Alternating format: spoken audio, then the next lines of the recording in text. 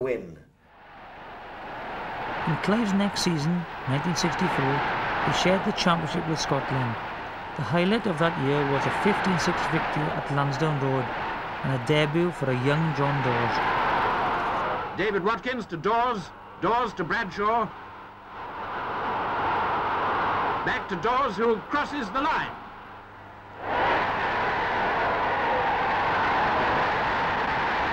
Bradshaw takes the kick. It's well over, and Wales are in the lead. The Welsh are putting on the pressure now, and it's not long before right-wing Watkins takes possession. He's over for another 3 points. And so, on to France at the Cardiff Arms Park. To complete the offensive and make the final result a draw, first a splendid try when Stuart Watkins dived over.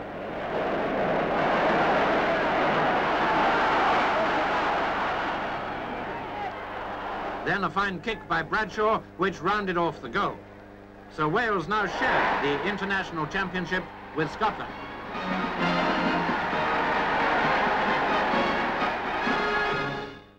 And to win a Triple Crown in '65 was my great movement of being really proud. And the side, a young boy at full-back, Terry Price, 19 years of age, playing full-back for Wales, and he was immense. John Dawes in a sense, Di Watkins. You know, Di Watkins is a little fly half. You're talking about a very small man he made, but the biggest heart, with the quickest pair of feet you would ever wish. And again, a hard man, physically and mentally. A very, very good rugby player. And all my matches were with David, and I can only speak highly, and I only hope that I looked after him as well as a man of his standing should be looked after. People loved Clive Rowlands, but they loved him as well because he won. He won games, and it didn't matter how.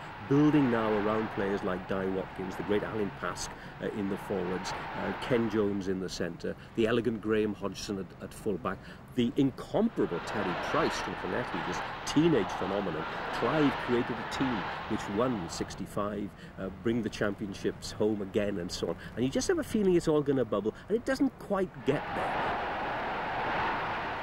Wales' 1965 Triple Crown opened with victory over England in the mud at Cardiff. Price converts to make it 8-0. The final try came from a fine run by S.J. Watkins on the right wing. 14 points to 3. England's heaviest defeat in Cardiff for 14 years. Murrayfield up next, and the challenge of the Scots. Then from a line-out, Wales are over with Gale touching down. Victory for Wales by 14 points to 12. They're leading in the championship table, so it must be either Wales or Ireland for the Triple Crown. Terry Price's kicking swayed the game against the Irish, Wales winning 14 points to 8. The Triple Crown and the championship for Wales. Although Clive Rowlands was replaced as Welsh captain by Alan Pask, in 1966, Welsh success continued, with 11-6 win at Twickenham over England. Then 12 minutes later, right centre Ken Jones, number 13, was racing across towards the corner. Alan Pask, Welsh captain, magicked himself to just the right spot to take the pass and go over for the first try of the game. Needless to say, Terry Price converted. This was probably the turning point of the match. Wales 8 points ahead and ravenous for more. That was Watkins having a go.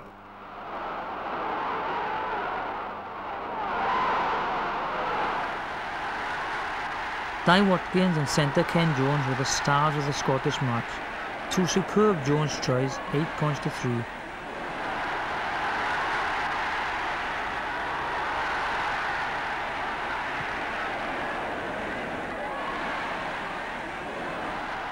The championship beckoned with the visit of France to Cardiff. So Wales are only 2 points behind at half-time. If they can pin down the French and score 3 more points, they'll have the championship in the bag. And this is exactly what they do. Stuart Watkins intercepts and goes into top gear for the most spectacular try of the game. The French converge like policemen around the World Cup, but Watkins beats them to it. So Wales have the title for the second year running.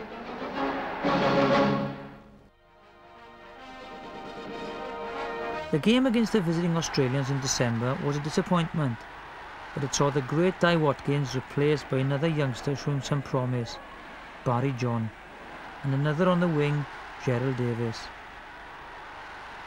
Australia leading at half-time. Only 6 wins in 13 matches, a pretty poor record in the tour so far. So what a triumph for the Wallabies to crack the toughest nut of all.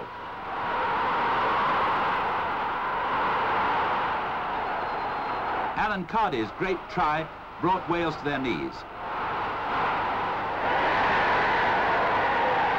And Lenihan's goal kick completed it.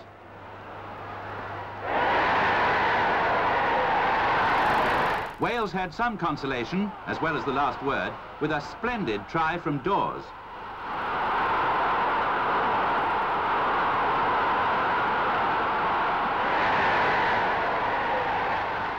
But even though it was converted by Price, it left the Welsh with only 11 points to Australia's 14, and it left Australia with an historic victory. 1967, a massively disappointing season, was however significant for several reasons. The introduction of several new players in a poor season, John Taylor against Scotland, Gareth Edwards against France, and an extraordinary 19-point debut for Keith Jarrett against England.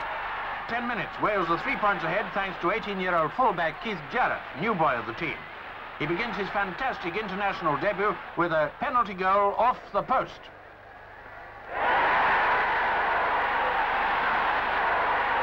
Gerald Davis sends Bebb away. He passes back to Davis, who races ahead for a superb try behind the posts. Young Jarrett completes the 5 points.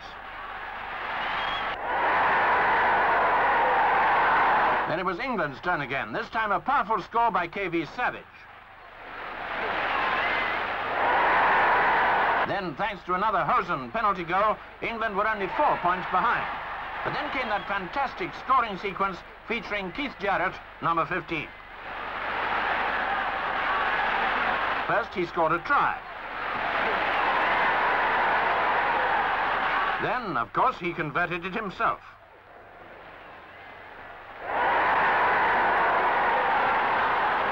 Wales were to score 2 more tries through Bebb.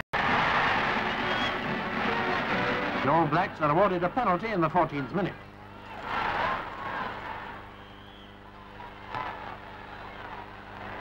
McCormick's kick is about 5 yards short of the target, but Davis snaps up the ball and goes over.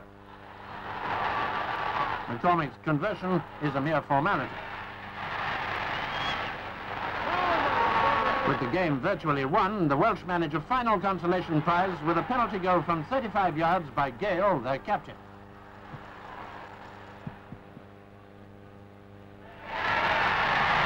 But with a 7-point lead, the All Blacks confidently chalk up yet another rugby victory. 1967 was also significant for another reason, the appointment of Ray Williams as coaching organiser. When Welsh Rugby was getting it together, but maybe not quite, in the early 60s, a lot of deep thinking went on about how the Welsh game could be put onto a different level.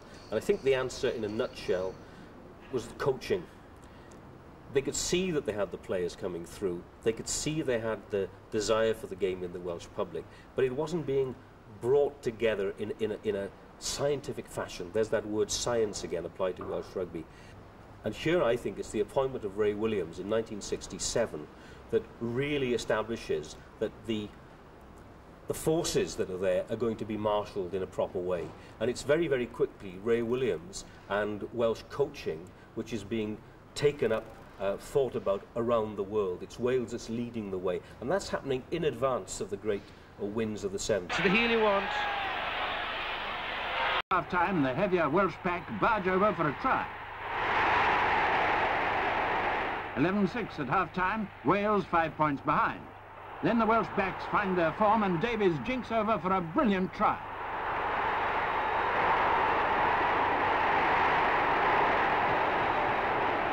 Now Wales really take possession of the match.